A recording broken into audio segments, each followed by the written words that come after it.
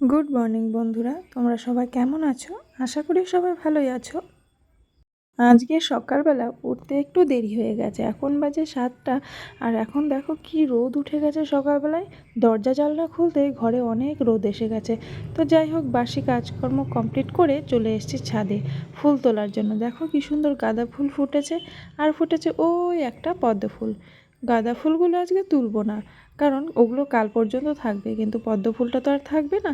তাই এটা দিয়ে আর কিছু জবা ফুল আছে সেগুলো তুলে নিয়ে ঘরে চলে যাব। আর ছাদের তুলসী গাছ থেকে কিছু তুলসী পাতা তুলে নিয়ে যাব। এই তুলসী গাছটা না অনেক দিনের পুরনো, তাই পাতাগুলো বেশ ছোট ছোট হয়ে গেছে। তো যাই হোক, এতগুলো ফুল ফুটেছে আজকে আমাদের বাড়িতে। আর এই দেখো, পুষ্পপত্রের এদিকটা ফাঁকা রেখেছি, কারণ এই দেখো প্লাস্টিক ভর্তি শিউলি ফুল। আমাদের বাড়িতে কোনো শিউলি ফুল নেই, তাই আমার শাশুড়ি মা পাশের বাড়ি থেকে কিছু ফুল তুলে এনেছে। অনেক বড় গাছ থাকাতে অনেক ফুল নিচে পড়ে থাকে, সেখান থেকে কিছু ফুল তুলে এনেছে।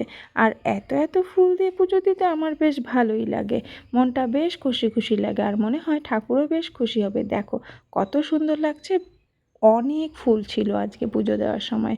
তো স্নান করে চলে এসেছি, এখন আমি পুজোটা দিয়ে নেব। আর এই শীতের সিজনে অনেক সুন্দর সুন্দর ফুল হয়। গাঁদা ফুলের কিছু গাছও আনতে হবে, এরপরে কোনো দিন যদি নার্সারিতে যাই, কয়েকটা গাঁদা ফুলের গাছ আর শীতে হয় এরকম কিছু ফুল গাছ নিয়ে আসব। তো আমি প্রথমেই চন্দন বেটে ঠাকুরকে একটু চন্দন লাগিয়ে নিচ্ছি, আর তারপর তুলসী পাতা দিয়ে নিচ্ছি। এই দেখো আমাদের নাড়ুগোপাল। নাড়ুগোপাল আমাদের বাড়িতে নতুন এসছে, মাত্র 1 মাস হবে। তো আমাদের নাড়ুগোপালকে কেমন লাগছে তোমরা অবশ্যই কমেন্ট করে জানিও। তো চলো ঠাকুরকে একটু ভোগ লাগিয়ে দিই। আজকে ভোগ দেব নকুলদানা আর কিশমিশ। প্রতিদিন তো আর অন্নপ্রসাদ করে দিতে পারি না, তো মন থেকে যেদিন যেতটুকু দিতে পারি আশা করি ঠাকুর সেটাই গ্রহণ করে নেন। তোমাদের কাদের কাদের বাড়িতে নাড়ুগোপাল আছে কমেন্ট করে জানিও তো। তো আমার পুজো দেওয়া অনেকটাই হয়ে গেছে। দেখো ঠাকুরের প্রত্যেকটা প্লেটে তুলসী পাতা দিয়ে নিচ্ছি। শুনেছি তুলসী পাতা না দিলে নাকি পুজো অসম্পূর্ণ থাকে।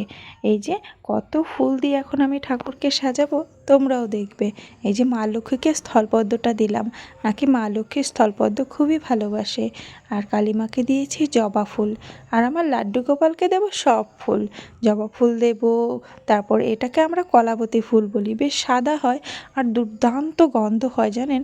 এত সুন্দর গন্ধ হয়, অনেক দূর থেকেও এর গন্ধ পাওয়া যায়। আমাদের বাড়িতে একটা গাছ আছে, যদি পারি এই গাছটাকে আরও বাড়াবো। তোমাদের কেমন লাগে এই ফুলটি, আর তোমরা এই ফুলটিকে কী নামে চেনো অবশ্যই কমেন্ট করে জানিও তো।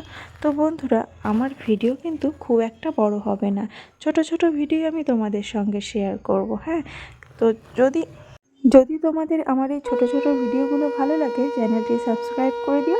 আর সাবস্ক্রাইব বাটনের নিচে যে বেল আইকনটি আছে সেটা টিপে দিও, তাহলে আমি নতুন নতুন ভিডিও আপলোড করলে তোমরা জানতে পেরে যাবে। আর ভিডিওটিতে লাইক করতে ভুলো না। তো দেখো বন্ধুরা, আমার পুজো দেওয়া কমপ্লিট হয়ে গেছে, এখন আমি ঠাকুরকে প্রণাম করে নেব। আর আজকের মতো ভিডিওটা তাহলে এতটুকুই, দেখা হচ্ছে পরের ভিডিওতে। টাটা। আর ততক্ষণ সকলে সুস্থ থাকবেন, ভালো থাকবেন।